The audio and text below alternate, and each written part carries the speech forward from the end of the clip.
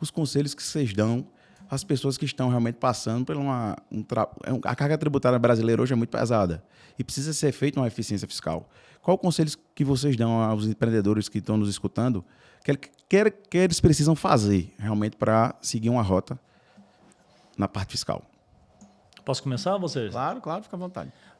Ricardo, essa pergunta é muito comum, mas eu acho que é legal voltar um pouquinho ao passado, porque eu tenho uma família, por exemplo, a minha mãe, minhas irmãs, elas trabalham com vestido, locação de festa, tá ok? Então elas fabricam e alugam no mesmo ambiente. E no passado, obviamente, eu não entendia muito bem a questão de tributo, e eu percebia uma inteligência de sonegação, uma ignorância de elisão, tá ok? Eu percebia o quê? Que, sem querer, tinha uma situação de risco assumido lá.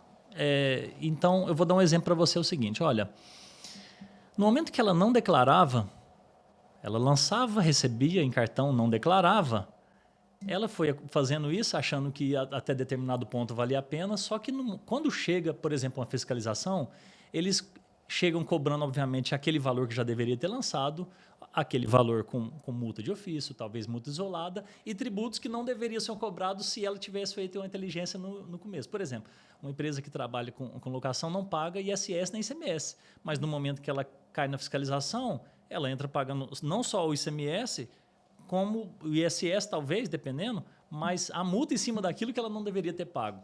Então, o conselho que eu dou é o seguinte: antes de fazer qualquer situação que você sabe que foge de elisão, entenda aquilo que é correto, porque às vezes aquilo que é correto fica mais barato do que a própria inteligência da sonegação.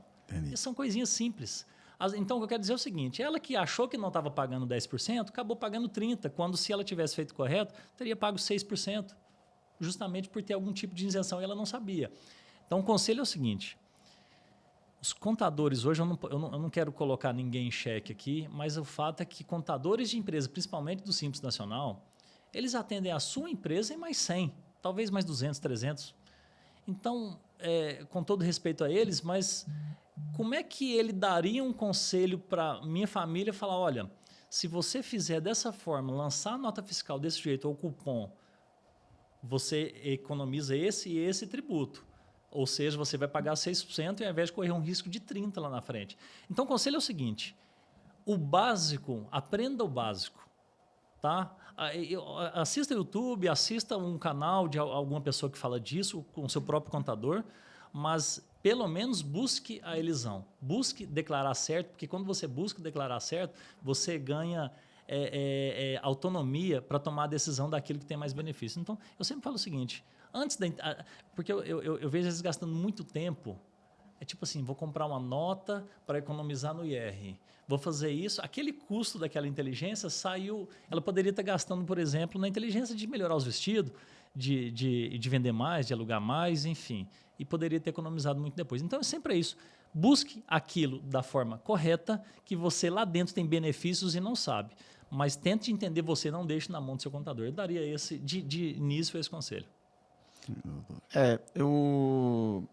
Mas no que você falou, Ricardo, e tentando acrescentar um pouco aqui das informações do Darcy, o que a gente percebe na prática é que o empresário ele fica muito voltado para o operacional do negócio dele, que é natural.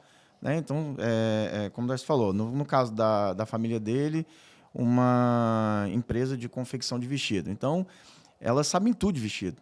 Né? Então, elas sabem no detalhe quantas pedras tem que pôr no vestido, qual tecido tem que usar, qual corte, etc. E quando entra no momento do tributário, como é muito complexo, às vezes o empresário ele toma atitudes por total falta de conhecimento. E muitas vezes por total falta de assessoria mesmo. Porque, imagina só, um contador que tem lá 100, 400, 500 empresas que ele atende. É óbvio que esse contador ele não vai ter um tempo para poder assessorar todo mundo. Isso é natural, isso é humanamente impossível que isso aconteça.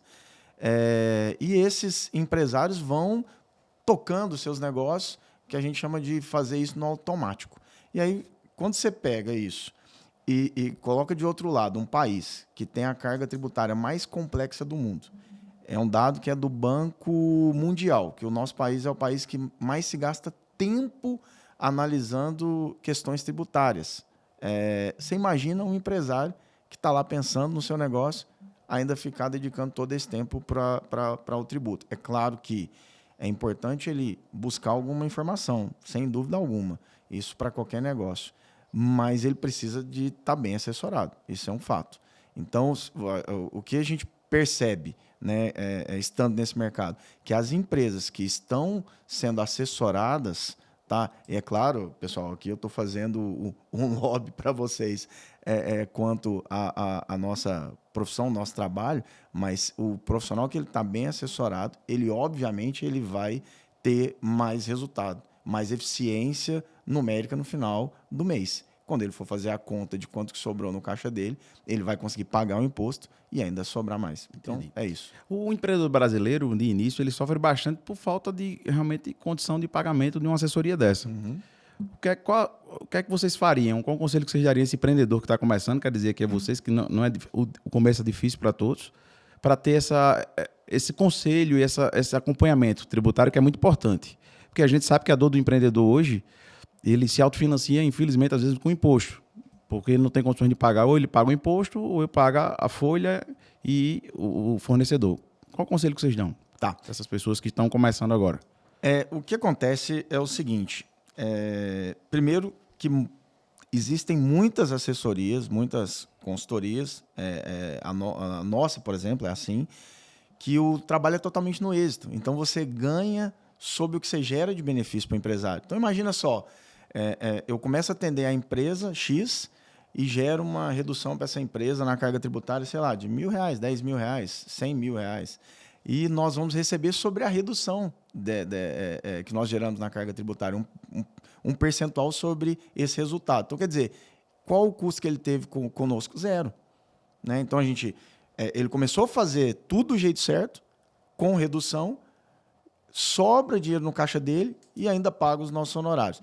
E se não tiver como ele reduzir, porque pode acontecer, isso, obviamente, nós temos que pensar nessa possibilidade, ele não vai ter gastado nada com essa assessoria. A gente fez. E não é só a nossa empresa que faz isso, tem várias empresas no mercado que trabalham com esse modelo. É claro que tem assessorias que cobram um valor mensal, um FII mensal, para poder acompanhar as empresas. Mas existem vários modelos no mercado que ele pode buscar e vai encontrar empresas que atuam dessa forma. Então, basta ele contratar uma empresa dessa, que vai ser no êxito, que ele vai ter, com certeza, algum retorno financeiro. Pô, legal, Jacino, a sua resposta. E para mim aqui, quero dizer aqui a vocês empreendedores que é possível contratar uma empresa sem custo. Então, mais com base no que você falou, eu queria que você contasse uma história prática de uma empresa realmente que foi salva pela eficiência fiscal que vocês fazem. Maravilha. Assim, você quer... Tem algumas aqui. Antes de contar o caso de eu queria dar um exemplo. Um exemplo não, isso é meio que conselho. O que acontece é o seguinte: a dívida tributária ela é silenciosa. Sim. Ela não tem um cobrador todo dia, ela não tem uma ligação de cobrança te amolando ali, azucrinando toda hora. Não vai receber uma ligação falando. Então, é da Receita Federal, traz uma falta visão, uma ilusão que aquele dinheiro é seu. Você, às vezes, faz um planejamento como se aquilo ali fizesse parte do seu lucro e vai deixando. Eu falo porque a gente vê isso todo dia. Ok? Então, a gente tem que tomar cuidado com isso. A segunda situação é a seguinte: quando você já acredita que aquele dinheiro é seu, você não se planeja. Se você não se planeja, você paga tributo que não deveria pagar. Vou dar um exemplo aqui. É porque não preocupa, né, com o que está pagando. Já não vou pagar mesmo, então é mais ou menos isso. Ou depois a gente vê. Mas uma hora a conta chega. Em 60 dias tem mais 20%, ele esquece que ele pode ter uma situação de penhora futuramente, ele vai para a procuradoria então 20% mais 20%, e o negócio vai duplicando, dívida silenciosa, e a hora que ele veja virou a bola de neve. Por isso que é mais fácil virar a bola de neve uma dívida de tributo do que uma dívida de banco, porque a de banco ele sabe exatamente como é que funciona o saldo dele e na procuradoria, receita, enfim, ele não está vendo o que está acontecendo e vai deixando para depois. Vai acompanhando. Perfeito. Por isso, muitas empresas, infelizmente, a gente queria atender mais empresas para fazer planejamento do que para fazer transação. E a gente faz mais transação porque a maioria delas fazem da forma que nós estamos falando aqui. Mas vamos dar um exemplo aqui ao que você perguntou. Uma empresa... Então, imagina foi um caso de nossa cidade, uma empresa que alugava caçamba. Vamos lá, agora já em relação ao que você me perguntou de um caso, tá? Certa vez, um empresário do ramo de locação de caçamba, talvez você mesmo já deve ter alugado alguma caçamba, você vai perceber que ele, às vezes, nem emite para você uma nota fiscal. Dá um recibo, né? Dá um recibo. Era um mercado meio que paralelo, meio por fora, talvez um pouco informal. Beleza, então esse cliente que chegou a nós, ele chegou com a multa. E, enfim, lá já estava lançado tudo aquilo que movimentou em conta, tudo aquilo que movimentou em cartão, tudo aquilo que ele emitiu de boleto, obviamente, porque ele não tinha declarado tudo. Perfeito. Então, vamos lá. Então, você imagina o seguinte, ele dando um exemplo, ele faturou 100 mil e chegou Então, ele deveria ter mais ou menos, vamos arredondar para 10% aqui, deveria ter declarado e pago, por exemplo, DAS de 10%, 10 mil, só que, obviamente, ele não pagou nada, só que chega uma multa já para ele de 30 mil.